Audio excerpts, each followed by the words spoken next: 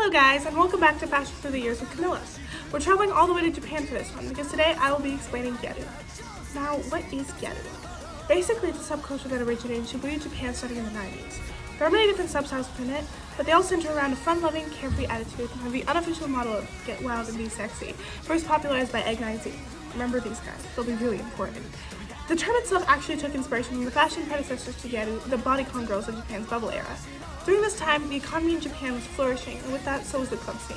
The bodycon girls wore tight dresses, which was considered very shocking, and would wear even more revealing outfits in clubs.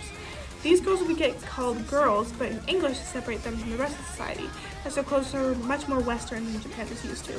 However, funnily enough, with a Japanese accent, girls sounds a lot like gals. So by the time we get to Gyaru, these girls would be called Gyaru simply because that's the literal Japanese translation for the word gal, which I think is kind of funny. Anyways, the original Gyaru had one important aspect about them. They were loaded. The reason the birthplace of Gyaru is Shibuya is because the founders were these upper-class girls who would attend private schools. Shibuya became their playground, where they would have their classic style on full display. The original Gyarus, in subtle rebellion, would modify their uniform slightly outside of school. They made their skirts a little shorter, they would get oversized cardigans to wear for their outfit or tie around their waist, and they would use chunky or loose socks, all in the name of fashion. But they did not stop at the outfits. You see, Gyaru have always been a sort of counterculture, and even though the originals were rich, they were still the type of rebellious rich, which, although very different from the rebellious poor, such as the biker Benisu and Yankees, they still wanted to stand out. Most would dye their hair lighter colors like blonde or nutmeg brown, and a lot of others would tan. Sometimes the tans would come from expensive tropical vacations the girls would go on. Additionally, they adopted heavy makeup with emphasis on the eyes with a lot of eyeliner and mascara, and nude or pink lip looks. In Japan, there's a lot of emphasis on fitting the social norm. And the social norm at that time, and even still today, is to be pale with dark hair and minimal to no makeup. As such, they stood out quite a bit. Many also dated teamers, which were groups of wealthy gangs of boys who would basically just be public menaces. Most of the attention, mainly from adults, was pretty bad. Not just for the look or the boyfriends, but they were characterized as dumb, materialistic, and most of all, promiscuous. There was a moral panic that these girls participated in Injo Kosai, which means paid dating. Former Egg Magazine editor, again this quotation will be important later, said that for the most part, if it was present, it would happen on a very small, humorous scale, like accepting 70,000 yen for a 3-minute date, where they would enter a restaurant with an older man and leave after 3 minutes. However, that did not stop the rumor from spreading, and eventually these girls would get harassed in the streets by randoms. On a lighter note though, among the rest of the Japanese population, their style would start to catch on. The style originally was quite niche, only really found in Shibuya. The girls would eventually start to build more of a style surrounding the Shibuya 109 Mall. Brands like Mijane and Albertosa started to gain traction, establishing a Parageta style, which was inspired by Western tropical trends. A lot of the girls who worked from the school started to imitate the fashion with the uniform and the look, and with this grew more of a subculture base. Magazines like Egg would pop up. Egg in fact started out appealing to men, but then the editor realized there was more profit in making a ghetto publication that was casual, similar to Fruits, and then pictures of actual girls out there in the street. It also took over magazines like Pop Teen, which was not originally a ghetto magazine, but also started to cater. The styles were always dictated by the girls, and they became a phenomenon amongst themselves. Also, the singer Namie Amuro, who Vogue called the Madonna of Japan, sported a look very similar to Gyaru. She had light brown hair, eyeliner, light lipstick, and tan skin. Her style inspired an Amuro look, which copied her style that included crop tops, short skirts, platform boots, and turtleneck sweaters.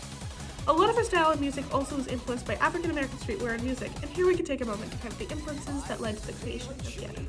One of the most popular music to be put out by Gyaru artists was R&B, and the makeup and hair would also be influenced by black talent like Alia and Naomi Campbell. Another popular music was the growing Eurobeat scene, complete with its bada dances. Gyaru's loved to party, so it was only natural that they would be included. The scene catered a lot into the style, and even Namie Amuro was signed to Avex Tracks, which produced a lot of Eurobeat. Sometimes the clubs that supported these companies would be a bit exclusive though, so trance, a genre that's similar sonically, would also make waves. Despite this, adults would still be harassing the poor girls. In response, they developed their own harsh slang and would increase the craziness of their looks. Now the ganguros, meaning blackface, but not necessarily in that way, came to be, where they would tan even more and have lighter makeup in contrast. Now also the scene became mostly lower class girls, such as the ones from the Kamada region. Styles like Yankee and Rebisu actually morphed into Gyaru and changed it, causing styles like Ora Ora to pop up, inspired by the past styles of the lower class. Also, the scene became more unique and domestic, with even random higurumi booms, where girls would wear these onesie animal pajamas out in public. There were also styles that were so extreme, most Gyaru found them separate, like Yamamba and its other iterations of Mamba, Bamba, and Romamba.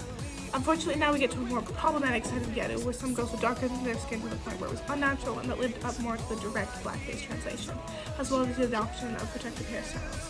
Nowadays, luckily, it's looked down upon to do so, and it's an unspoken rule to not tan more than you naturally can, which is in no doubt thanks to more black Gyarus entering the scene. We get more celebrity influence now too, with artists like Kumikona showing up with a more sexy concept, and Ayumi Hamasaki who popularized deco nails and the inclusion of pale shaded Gyaru. Here again, with the nails, there was black influence in how they would eventually get longer and the way they were styled. Also, fun fact, Ayumi admitted to being young in her teens, showing just how that subculture got fused with this one. Other than that though, they started to become charisma Gyaru. To understand this, we need to go back to Shibuya 109. The stores that would make clothes to cater to Gyaru would hire actual Gyaru to work in the stores, dubbing them charisma clerks. Here they were given not just the job of working, but advertising and selling the image of the company. You could go to them for styling advice, and they were expected to be proficient in the style. With charisma Gyaru, we have figures that evolved past this role. Some came directly from working in the stores, like Hime Osaki, who would later become a famous model, but most worked as models that would appear in magazines like Egg or Pop Teen, advertising brands from Shibuya 109. Some, like the very famous Tsubasa Masawaka, would go on to have their own makeup lines, like her line of false eyelashes, Dollywood. She would even have a music career under the name of Milky Bunny. Another such model to move to music was Sakurina. Others would create their own fashion brands, like Aizawa Emily with her brand Rady, and some fashion influence would even inspire entire substyles. Kaoru Watanabe, who worked as a consultant for Egg, basically founded Hari Gyaru, and Emma Matsumoto with her brand Imoda was critical in the existence of mod Gyaru. These girls would also sometimes make store visits and were basically celebrities in their own right, being all over Gyaru magazines and commercials. A facet of Gyaru I haven't mentioned includes Gyarusa, and this ties in heavily with the idea of celebrity Gyaru figures. A Gyarusa, or Gyaru circle, is just a group of Gyaru who bond together to participate in Gyarusa activities. Whether taking furikura, dancing para, exchanging makeup tips, working on decorative projects, or simply going out on the town for karaoke in their outfits. The most high-end ones would even act like a sorority, planning large-scale events, having strict rules, and requiring fees. The most famous example is Black Diamond. These girls are Kuro Gyaru as a unifier, as the style themselves ranged, but they are all darker skinned. They even had managers after a while, and have members from all over the world and produce their own music. They became the face of Gyaru for Gajus, which means foreign Gyaru everywhere, doing interviews and becoming internet famous in the process. Most Gyarusas have an interview process to see who should fit the group, but if you don't already match the curated look the group has created, you should just accept rejection, which is why being in this Gyarusa was particularly coveted since the look was so extreme. Nowadays, there's still Gyarusas like Tiara, which is led by Arichi, especially since something merit for having a Gyaru mom and bodycon girl grandmother. And since we're on the subject, what happened to Gyaru? The Heisei era of kogas and yanguros did not last forever, and later with the more mainstream success of the look, how did it evolve? Well, for one, we got a lot more subtitles. Like a lot. Here's a basic breakdown. Tsuyume Gyaru, characterized by animal prints, flashy looks, gold, and a more sexy style. One Gyaru, the older sister style. Basically anything that looks like a mature woman in her early 30s. Ane Gyaru, One's rebellious sister, similar to One in modesty for the most part, but had incorporative of darker colors and slightly more flashy. Kind of like if Tsuyume and One had a love child. Ora Gyaru, translating to hey hey as if in what you would say starting a fight. This style takes a lot of inspiration from Yankee culture. Tracksuits, biker silhouettes, industrial type clothing, and a lot of streetwear inspired looks are in this one. Agejo Gyaru. Basically started by Kawakuma Ageha, the magazine, this look was inspired by hostess clubs. Here basically women get paid to talk and drink with men, and the look is very girly but glamorous and mature. It ranges from a classic black and pink bow-filled look to straight up hostess wear. Hime Gyaru. Princess Gyaru. Basically a lot of bows and a lot of ruffles, layers, and intricate dresses.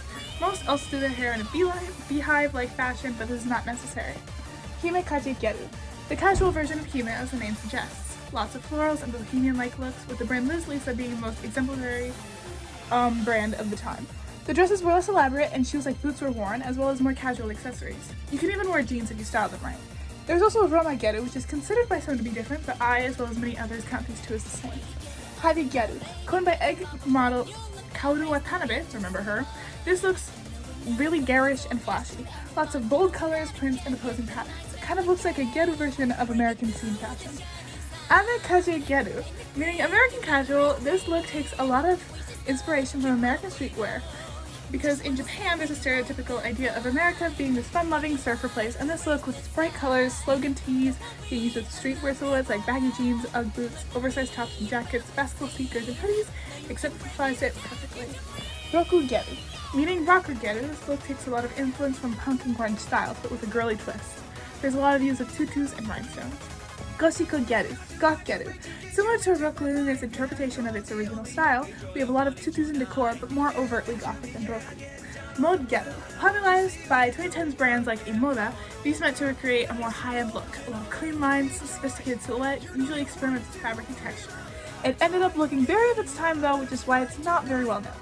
Gyaru, the masculine form of Gyaru. This can cover some styles if they are loose enough, but it's mostly an old school type of look. This is actually used by any gender of Gyaru, so it does not necessarily just apply to men. There are also styles like BK, but I do not count those since they were directly just appropriations of black culture, with no nuance. Like, it was really bad. Nowadays, all these substyles are still used and followed to original accuracy. Also, what's important to note though is that there was a period of time in the mid-2010s where Gyaru supposedly died. The style wasn't as popular in Japan anymore, brands closed down or shifted audiences, Shibuya 109 stopped getting the business it used to, Eurobeat and Trends' audience diminished, and magazines shut down completely. However, in a surprising turn of events, magazines like Egg came back in a digital form. Egg kind of led the way with this since they made an entire media push to bring back Gyaru. They had new photo shoots, hired brand models, and even released music, both original raps and also covers of old Eurobeat songs, complete with dance tutorial videos. Other magazines have also come back online like Agehat and Nuts.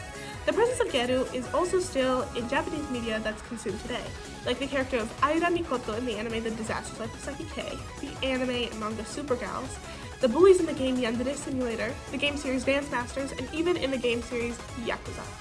Also, due to the internet, there's kind of been a resurgence of the style. It's how I learned about it, and how new Gyaru celebrities have popped up, like Dede, an internet personality who created her own style of cyber Gyaru, and Alan Chab, who is a popular egg model and member of Black Diamond. Also, most Gyarus nowadays are digital and converse over shared social media accounts and Discord. I personally have tried out a lot of different substyles, from Kogaren para Gyaru to Anen One to Ora Ora. Like, there's so much room for interpretation, and I encourage you to do your own research and to try it out, because there's one thing you can learn from Gyaru is to live your life to the fullest and just have fun.